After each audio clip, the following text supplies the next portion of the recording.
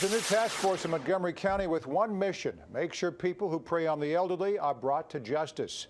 It's a joint effort by the state's attorney office and the Montgomery County executive called Crimes Against Seniors and Vulnerable Adults.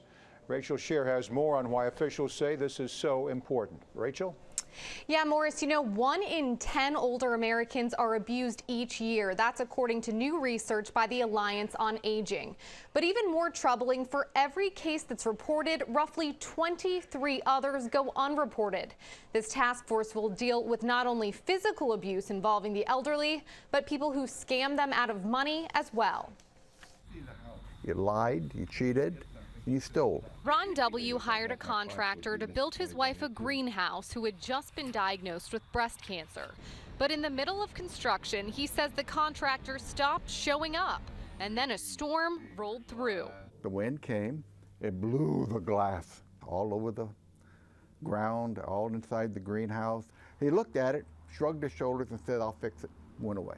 He never did fix or finish the greenhouse, and Ron W. made the huge mistake of paying $25,000 up front. There are some unlicensed contractors that will seek out seniors to try and take advantage of them, knowing that they may not be prosecuted because the senior might not live long enough to prosecute them.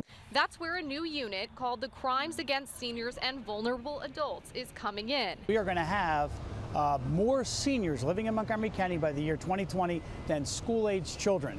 It includes a case manager, investigators, and 2 full-time prosecutors who have been reassigned to handle the growing workload. These cases have unique challenges. The unit comes too late to help Ron W., but his family has reason to celebrate. His wife is cancer-free now and has not 1, but 2 greenhouses, along with a new rule for her husband. Don't hire anyone without her approval first. Meanwhile, Ron W. did get a civil judgment against his former contractor, but so far he hasn't seen a dime of the money. He also learned later that that contractor did not have a business license to be operating in the state of Maryland. Meanwhile, the task force is already up and running. Morris.